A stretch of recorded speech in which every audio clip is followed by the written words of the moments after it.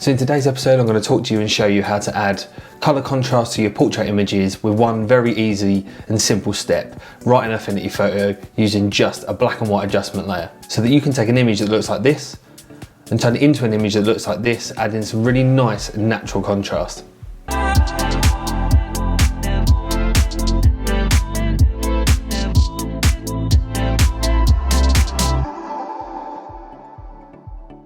Hi everyone, welcome to the channel, and like I said, today what I want to talk to you about is using a black and white adjustment layer to create natural contrast in your images without affecting any of the colours or the saturation.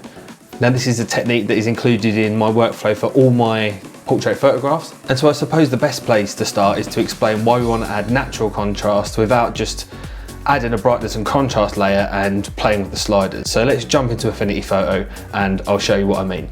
Okay, so here we are in Affinity Photo, and this is the portrait that we're going to be working with today. So it's a portrait I took of myself at home with my home studio kit. I was doing a bit of a website uplift and decided to create some new images, and this was one of the ones that didn't make the cut, but it works perfectly for what I want to explain to you today. So as you can see, here's the image. I've already started my process of editing the image. So if I take all these layers off, so this is the original image after I've sort of taken it from the raw file, adjusted the white balance a little bit and the levels. This is where I got up to, and then when I clean the image up, this is how it was looking. Then I did a bit of frequency separation and some dodging and burning, and then I doctored my colours. So these are the colours I'm happy with. So what I now want to do is add some contrast to the image. So you might be saying, well, why don't you just grab a brightness and contrast layer and just use the slider to bump the contrast up? Well, let me show you what happens if I do that. So if I come down here to my adjustments panel here, I'm going to go up, I'm going to click on the brightness and contrast slider, and as you can see here, our control panel comes up. We've got our brightness and contrast sliders. Now we're not going to touch brightness for now, we're just going to concentrate on contrast. So what happens now is as I move the slider up, you can see that yes, indeed, we are adding contrast, but we're also adding saturation between the colours. And that's not something I want to do. I've already edited the colours and I'm quite happy with them. I don't want to play with the colours too much more. I just want to add contrast. So I'd probably, if I was just using this slider, I'd probably leave it around there. So around 30-32% is where I think it's looking okay. Now there's nothing wrong with this image. If this works for you, then fine.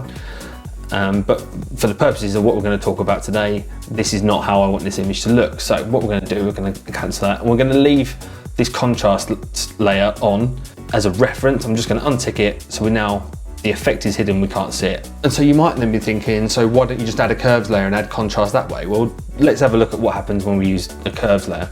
So come up to curves, and here we go, here's our control panel, and we've got our curves here. So if we just put a basic slight S curve in, which is fairly standard for this type of edit, you can see we actually get the same effect as the contrast slider. We've added contrast, but we've also added saturation, which isn't something, like I said, we want to do. So if I now uncheck this and check it back, you can see, yep, contrast is added, but also saturation. If we then go back to our slider, you can see the same thing. We've added contrast, but we've also added saturation.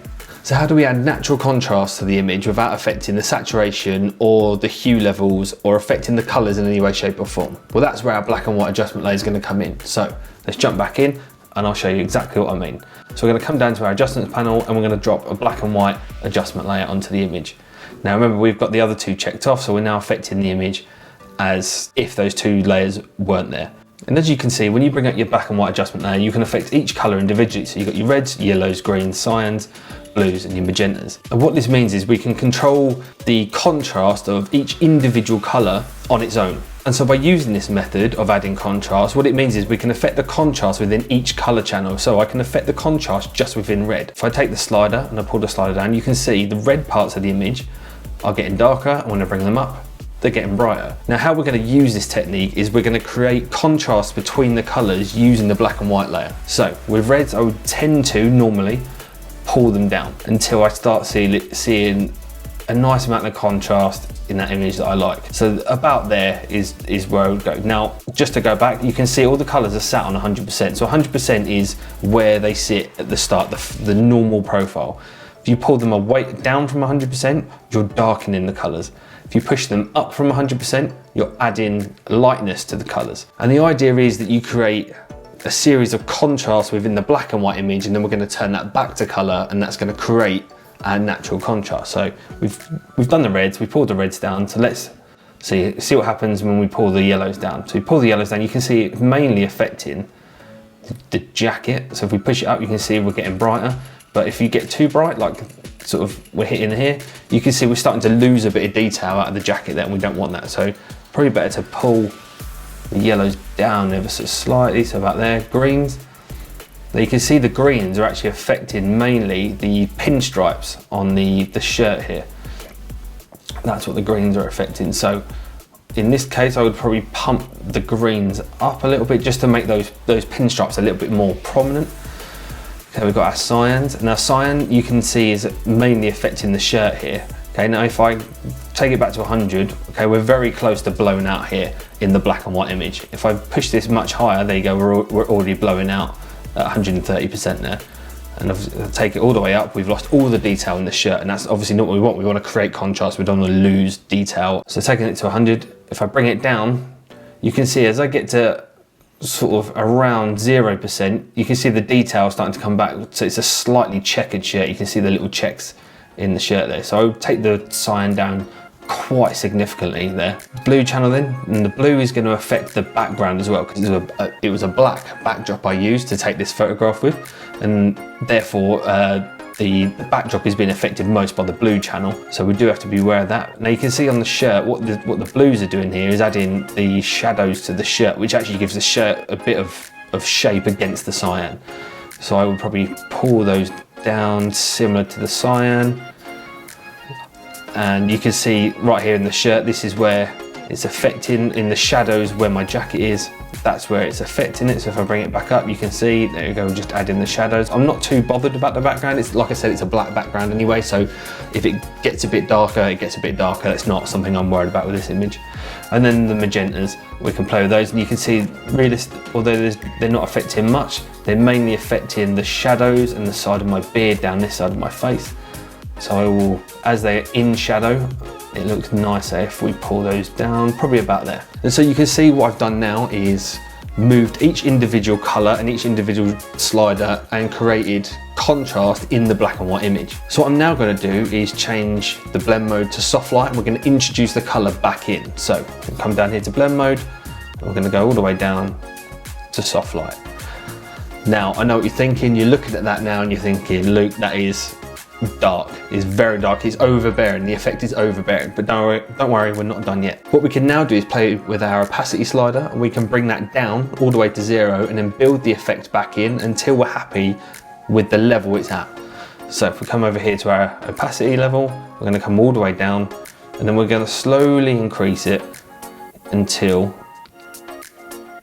we get the effect I like, so around 33%. And as you can see, we've now added contrast to the image, but we've not affected the colors in any way. The colors aren't oversaturated, they're not being bumped up as they clash against each other as they would do with the other sliders. If we cancel this layer off, so if we uncheck our black and white adjustment layer, you can now see the difference that makes. That is it off, that's the image beforehand, and this is the adjustment we've made. You can really see that it really is a nice natural progression of the contrast. And I always, in my workflow, I always sort the colors out first and then add the contrast in. If we now compare to our curves layer, you can see, although the contrast is very similar, the saturation's a lot more. So here's our black and white adjustment layer, here's our curves layer. Okay, how about our original brightness and contrast layer? So here's our brightness and contrast slider. As you can see, very saturated, probably similar levels of contrast, but like I said, we've bumped that saturation up as we take it off.